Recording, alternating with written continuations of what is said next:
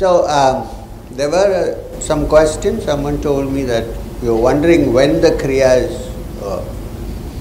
going to be given. I'm not talking about those who have taken Kriya from me already and have never practiced in their lives. I'm not talking about that. I'm talking about people who want, there are some, okay, don't feel guilty. So those who are taking Kriya, the thing is, from tomorrow I will slowly begin to introduce you into the Kriya. So that day after tomorrow you have the complete Kriya with you. And at the end of the Kriya, each of you must give me 100,000 pounds. So keep a coin.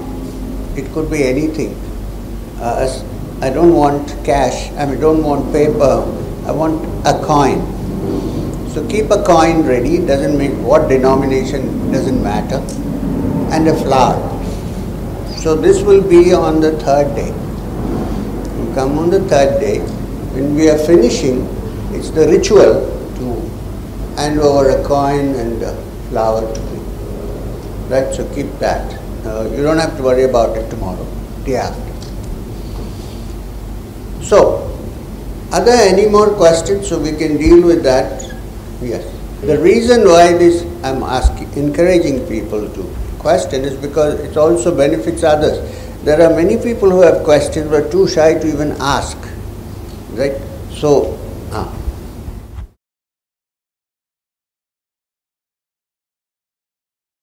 good question, you heard it, right? Yeah. What she means to say is, apart from other kinds of sadhana that people do, also in Kriya, there is one part where you visualize. She said, imagine, I would rather like the word visualize, the certain centers in our system, chakras. The question was, we are imagining them or we are visualizing them, but does that visualization take us to the subtler psychic connections, or is it merely our visualization? Let's start with this. You can sit down. Anything that we do on this earth needs a visualization. One quality that we have, animals are very intelligent. Sometimes I think my dog is more intelligent than me. Sometimes, not always. But one thing that they don't have is the capacity to visualize. Even the chimpanzee is actually very dexterous and very intelligent in many ways. You'll be surprised to know that it has one chromosome more than us. Take one chromosome off and you're a Homo sapien. Right? So, but it cannot visualize. It doesn't have the capacity. Now in Sanskrit, the word for visualization is sankalpa. Now, sankalpa, or the capacity to visualize, is unique to us, and we are sharing it with the higher level of beings who have visualized this universe. And when you visualize, it later on becomes a reality. How? Suppose I want to build a house. What is the first step? I visualize the kind of house I want. And then I call an architect and I had a discussion with him. And then it materializes slowly into the house that I want. So where does it all begin? In the sankalpa.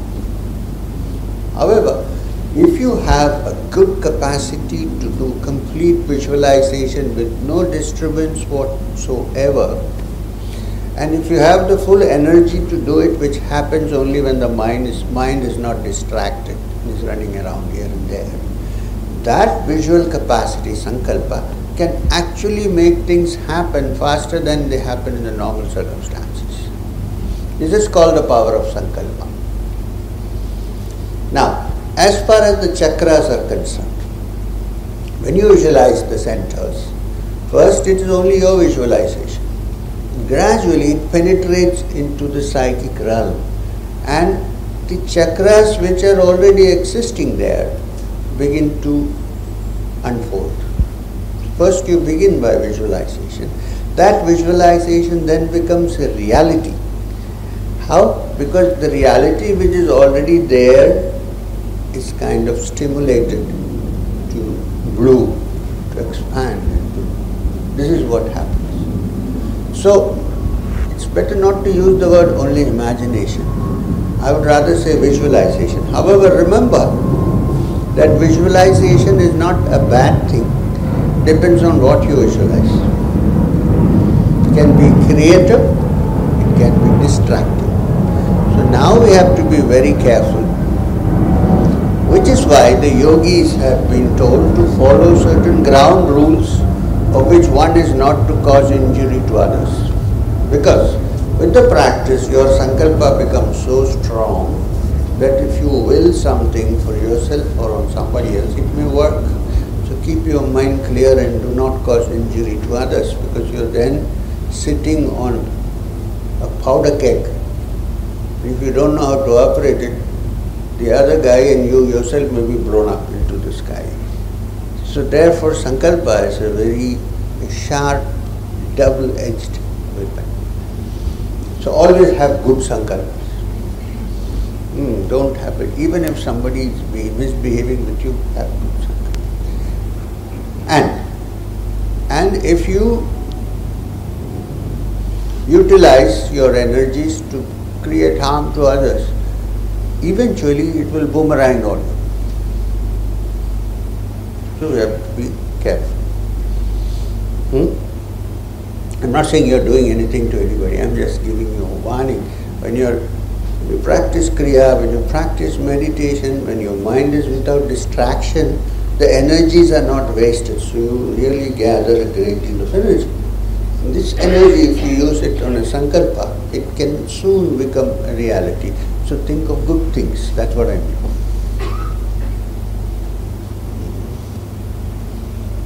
Yeah, even in material world, it works sometimes, but then you get so caught up in it, you can't rise above it. Long ago, many years ago, Napoleon Hill wrote a book. It says, Think and Grow Rich.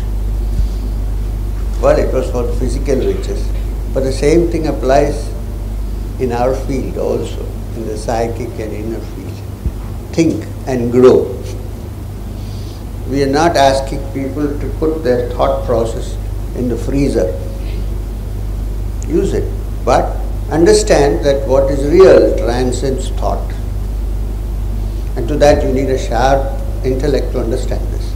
The most intelligent person very soon realizes the limitations of his or her intellect. So there are many things beyond that, but no harm in using it in a proper manner. Yes?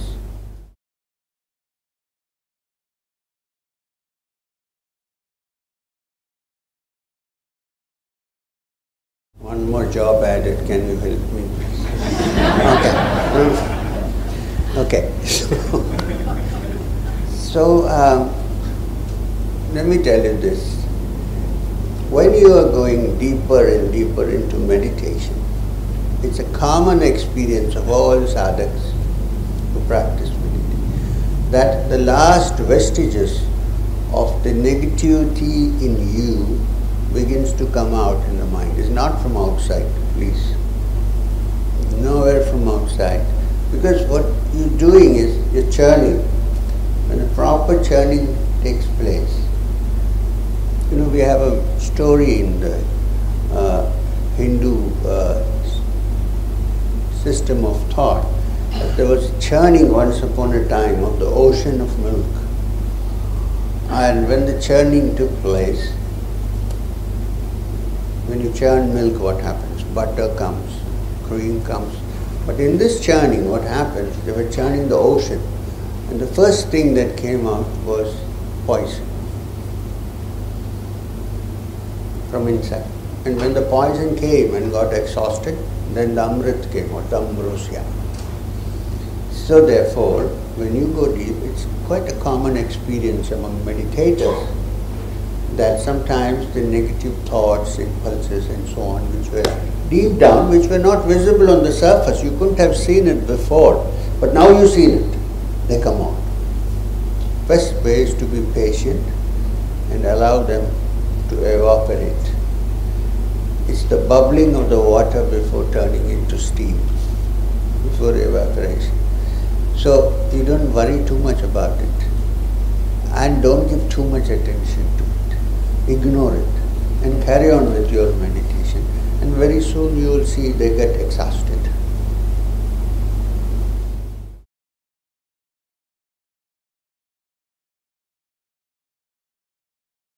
There are cases of people who have fixed their attention only on one center all their lives and have attained what they should have attained.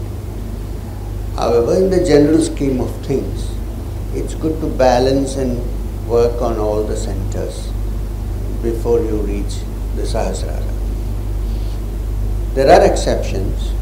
People who have just kept their mind with complete attention on one center, like the heart, or the Ajna, or the Sahasrara,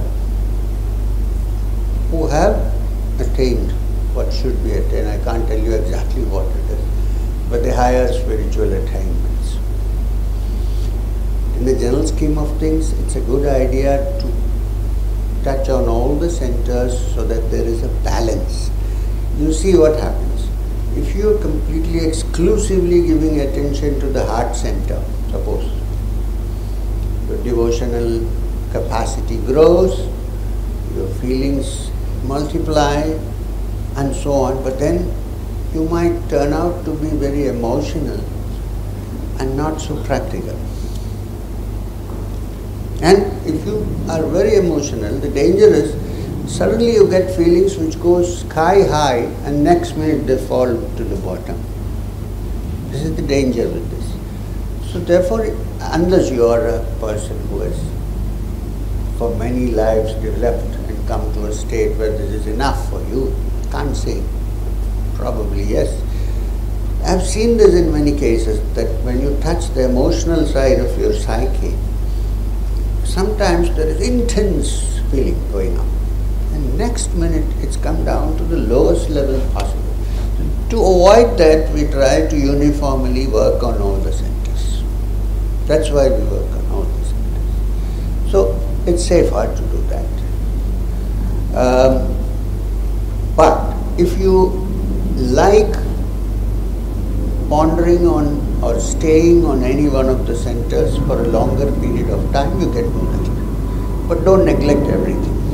Suppose you're doing your Chakradharana and then you find that you're very comfortable here. Stay there for a longer period of time. Or you find you're more comfortable here, stay for a long, but come back and go through the whole. The only place, center where you shouldn't, because you're a young man, stay too long is the Muladhara. Two reasons. One is what you stimulate there you may not be able to control sometimes. Because that is the center of all sexual activity. And suddenly you find that many young ladies are coming looking for you. Watch out, you are in trouble. So you can handle this. Get yourself a flute. So therefore it's better to uniformly look at all this. Huh?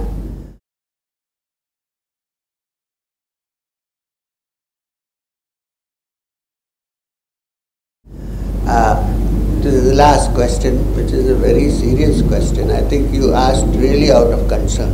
I think so. Arjuna asks the same question to Krishna in the 6th chapter of the Bhagavad Gita, which is called Dhyana Yoga, Yoga of Meditation. Yeah. Krishna says to Arjuna, look, when you meditate, keep your mind like a flame without any wind. I mean, so steady, no flickering.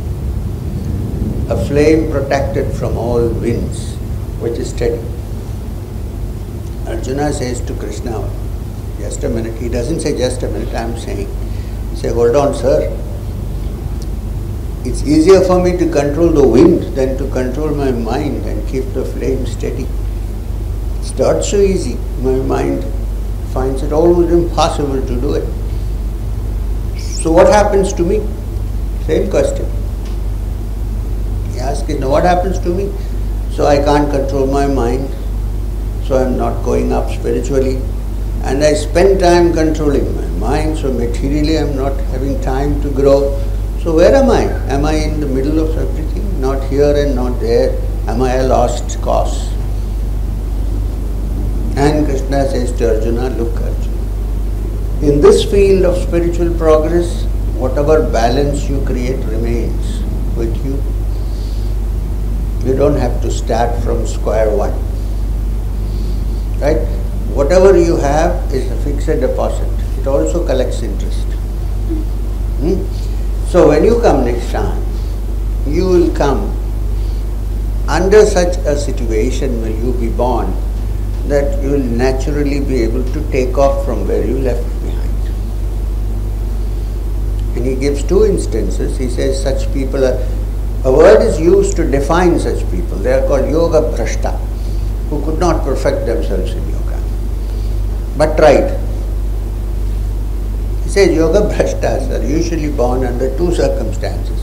One is they are born in such learned families who for generations have been involved in spiritual growth, so that naturally they take to it when they are young and they get the whole environment to progress.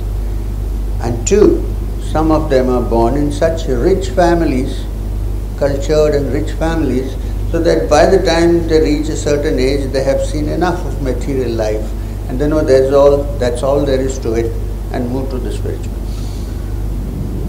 Two conditions are described. There may be other conditions too. So not to worry. Whatever balance you gather will remain with you. It's a beautiful deposit that you have. If you fail in this world, you will come back. You don't have to start with square one. Start with square B or C or D, depending on where you are.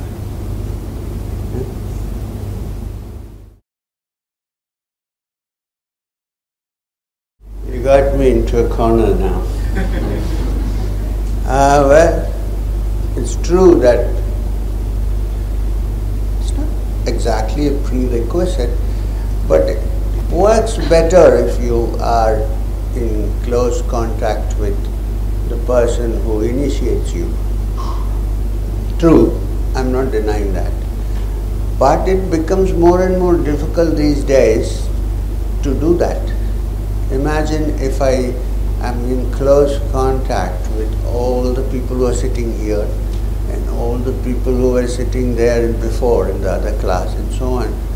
Then by the time I finish with each one of you individually, I may not even finish. I might be dead.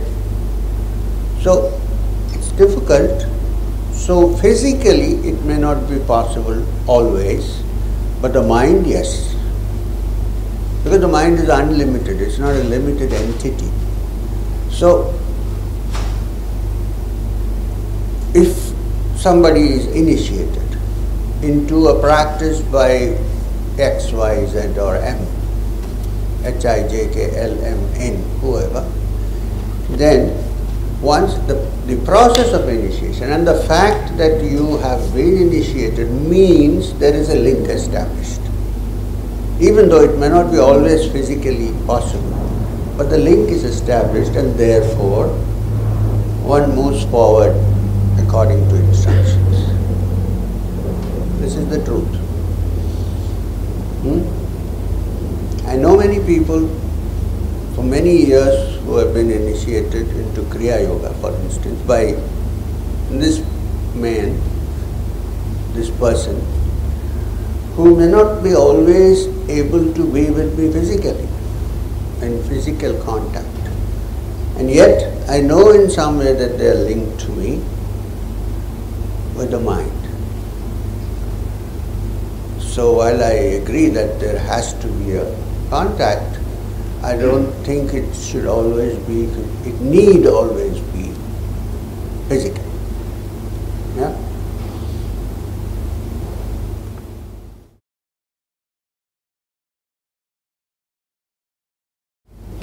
Look, you don't have to have darshan of Babaji, there is no need. Because the aim that Babaji's teachings are for you to find your true self, not to have darshan of him. In the process, if you are going along the parampara or lineage that comes from Babaji, who knows, you might. There is no specific technique for that. And I have no license to say, yes, I can show you. I have no such license, I'm sorry. If I could, it would have been nice, but I don't have any such license. But then that's not important. The sadhana is done not to see Babaji, but to evolve spiritually so that you will find that Babaji is nowhere outside but inside. This is more important than actually looking for Babaji. And if you want to see Babaji, it's not necessary that you go to the Himalayas. You think Babaji can't go to England? Strange. Possible. So don't think of it that way. If you evolve spiritually, then if it is necessary for Babaji to see you, it will happen. I can't give you any technique for it, unfortunately.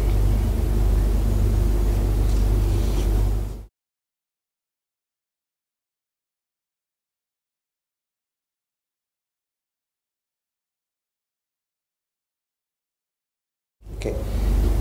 It's like this. You look at the Buddha himself. Well, all Buddhism traces its roots to the Buddha. How does Buddha sit normally? In what posture does the Buddha sit? When he is not standing. Lotus posture? No. Lotus posture is a typical posture of the yogis. So there is beyond any doubt that he was a yogi. Right? Because to sit in Padmasana, in fact it is so popular that some people don't know what is Padmasana, they know what is a Buddha posture. So there is a link, right, that he was a yogi, no question. And if you go into the Mahayana teachings, of course there are many yogic teachings. Like the Kagyus who follow Milarepa's teachings, they teach you something very similar to Kundalini Yoga. The pure Mahayanis who follow the Prajna Paramita of Nagarjuna, they follow the Jnana Yoga path of knowledge.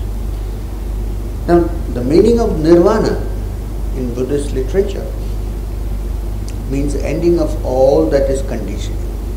All conditioning has to end. Meaning of moksha in Vedanta is that all conditioning has to end. Now there are two words, nirvana and there is moksha. Practically they are the same, but terms are different. Now, in yogic and Sankhya terminology, it's called neither nirvana nor moksha, it's called kaivalya. Kaivalya is from the root kevalam, which means alone. There's nothing but that aloneness. Now these two words you said, Shunyata and Poorna. Shunyata is not nothing. Shunyata is no thing, not nothing. Divide that nothing into two. It's no thing, which means something which cannot be defined, because otherwise Shunyata cannot be described as that from which the whole world has come and into which it goes back. It's not that there is nothing there, but it is so difficult to define that Shunya is the best way to define it. Okay? Now, Vedantin would say, let's call it Poorna because it is full. Anything that is full without any particulars is almost Shunya. These are two terms, is what I'm trying to say. And to touch that, one has to snuff out all the differences and all the modifications that are around. When all these are gone and there is only Shunya, then that is Poorna. There is no difference. So don't think of Shunyata as some kind of thing where there is emptiness. It's not emptiness, it is fullness at its best. Why is it called emptiness? Because it is empty of all the ideas of fullness that we have. Well, my understanding. I have had discussions with Maheshwaranath Babaji about this many times. So, the basic thing to remember is that the mind has to be emptied. When it is emptied, what remains, you can call it Shunya or you can call it Poorna, whichever way you like. But surely a mind that has touched it is no longer the same mind as the mind that has not touched it. That is 100% sure. You may look like a human being, but once you touch it, you're not changed.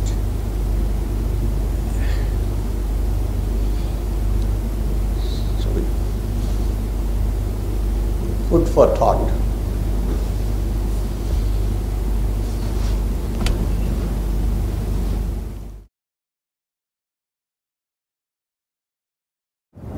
The law of karma simply means that every effect has a cause. There is no effect which does not have a cause. So any karma, any result that you get in this life must be based on a cause, which means what you have done, your karma. That's what it means. So if you don't find the cause in this life, surely the cause must have been in some other life. We don't see the cause here. So that doesn't mean, it has happened without a cause. It means there was a cause and you can't find it, it's in the past. Right? So the whole principle is, as you sow, so you reap. Now there is one problem here. Sometimes the results of your karmic activity sometimes present themselves 100% at once. That is the biggest difficulty because you're blown to pieces. But in some cases they come in small doses so that you're able to bear with it. So depending on various factors, the result may come in small doses or the result may come at once. Well, if it is a good result, wonderful. If it's a bad result, it's terrible to bear. So therefore, always it is better to have it in small doses. And I think if the mind is directed towards this thinking that I am ready to follow, to experience the effect of my karmas, but I may not be strong enough to take it at once, so can we have it in small doses? This is a good prayer to have in mind.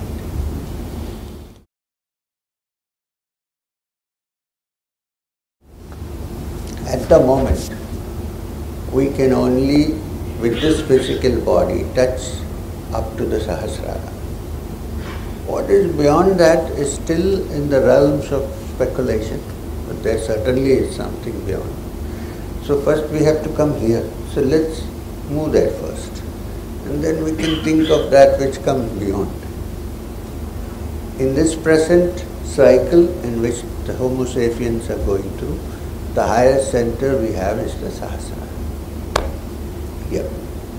Now, since you asked this question, while in the yogic literature there is mention of 7 chakras starting with Mooladhara and Sahasrara, there are a few minor centers between the Ajna and the Sahasrara which are generally not mentioned.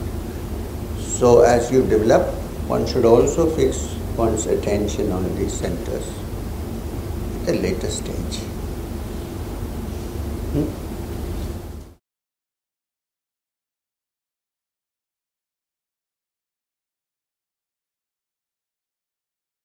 Are you seeking the answer, or are you seeking an answer that will satisfy you? Answer to satisfy me at some point. I know it's a self-destructing question in the first place. Seriously? Okay. Sorry. Well, if you already had a teacher with whom you were for a long time physically, and that he has now attained, he has left his body. If the teachings are with you, it is sufficient. You don't have to have him always around. Okay? Now, if you are being led on to the spiritual progress, even in this person's absence, then you should have to accept at some point, if you have a problem, guidance from somebody else. It's very clear that you can't go and ask the person who passed away, so please help me and guide me now, because even if something happens, it may be your own mind inventing it. I'm not saying it is, could be. And you may be going in the wrong direction and thinking everything is hunky-dory because he is watching. Well, he may be having other things to do. So, there is no harm in taking help where necessary. But you need not discard the idea that originally this person was your guru. You don't have to discard it. Give respect to it, always. Yeah, that is my problem. My devotion is towards him. Good, that's okay, there's no problem. If you want to take guidance from me, you don't have to have any devotion to me. You can shake my hand and say, a good friend, he is guiding me, that's okay, with me. So, always give due respect to this teacher, whoever you have taken guidance from, even if he has left his body. And if the teachings were good, follow them. There is no harm in taking help from someone who is still alive. I'm also saying this out of fear that if I am dead, you will still come and trouble me.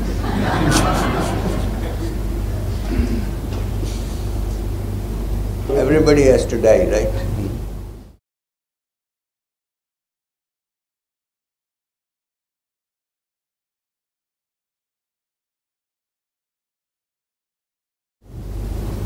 Look, you gave an example of Swami Vivekananda. So when did he start guiding people? After attaining, not before. Because if you have not touched that, before touching that, whatever you call it, moksha, or if you start guiding, maybe you start guiding wrongly. And people will follow you and they will all also be doing wrong things. So I would suggest that before we start guiding, we should ourselves know where we stand and where we are and what is to be attained, and attain it, and then start the guidance. So, I also heard you say that the person attains whatever the moksha, it is an end, and then after that there is nothing. Not true. If it is an end, means it is the end to the rebirth cycle. But because the rebirth cycle is ended, that person is not physically dead. It's still there. It's not the ending of the physical body. It's still there. Therefore, you will find that all or most people who have touched that, T capital, have tried to help others because they want to share what they have with others. So it's not a contradiction. They're not contradictory things. Anyone who has touched that, I think, with a fair amount of kindness in the heart, would want to share it with others. Because you see how people are so miserable. You say, why are they miserable? Why shouldn't they see what I saw, or why shouldn't they touch what I touched? This is a very important sentiment that usually appears when you have touched it. So they are not contradictions. Attaining as an end meaning end of the journey, and continuing to teach, continuing the journey after you have touched it while trying to share it with others is one stream. It's not a contradicting stream. Got it? I hope so.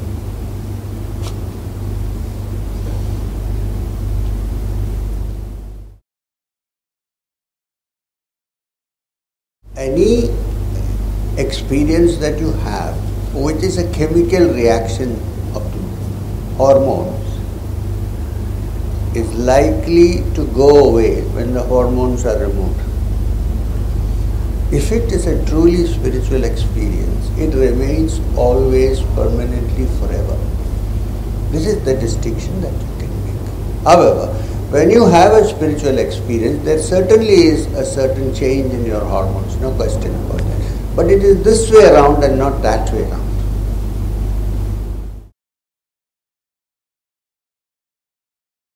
While nowadays there is so much thing about the pineal gland, that the moment you start talking meditation, people come up with pineal gland. I got worried because people may turn into pineal glands soon, because they are always thinking about it. So, yes, true, there is a gland which is called the pineal gland. It's a very small gland which is just below the pituitary, in the midbrain, a little bit behind. It has certain qualities, and one of the qualities it has is that it controls our sleep cycle. What the medical person would call the circadian rhythm, which is the waking and the sleeping state. This is controlled by the pineal gland. Several years ago they thought it was a useless organ, but they discovered soon that it is an important part to play. For instance, if you have a jet lag, what happens is suddenly the brain refuses to recognize the change in timings. So your sleeping and your waking state become different. So what does the doctors advise? Have a melatonin. And what is melatonin? It is the hormone which is secreted by the pineal gland. So then you become normal. I don't need melatonin. I know how to adjust. So otherwise I can't be traveling around one day here, one day there, and then instead of teaching you, I'll be falling asleep. So therefore the pineal gland being connected to sleep, which as we discussed early morning today, is Sushupti, deep sleep, and the state of higher consciousness called Turiya is very closely linked to that. It's as if you wake up in deep sleep, which you cannot really visualize, suppose. All the parameters are of deep sleep, but then I awake and experience it. Then it becomes Turiya. That is the state which the yogic teachings take you to. Therefore, the pineal gland is connected to this process in some way. It's not the most important thing. However, it is connected. And when you meditate in the middle of your eyebrows, here, mentally you are actually moving towards the pineal gland. And the pineal gland's hormones can be activated by the mind. In fact, the whole practice of Hatha Yoga is how to get the various glands in your body to inject their hormones into the system. But a spiritual experience is a permanent experience which will not be altered by any of the imbalance in the hormones. So, a yogi who has touched that, which is the highest state possible for a human being, automatically all his hormonal, especially the endocrine system, falls into place. It's not the other way around, that this falls into place and therefore. There is a link, of course. But this obsession with the pineal gland is not such a good thing. There are many other things happening, it's not just the pineal gland. So, go and have your lunch or whatever. Where you are serving it here? Yes. There is some yoga at 3 o'clock. So you get 2 solid hours. Beautiful campus to walk, to discuss what we studied in the morning.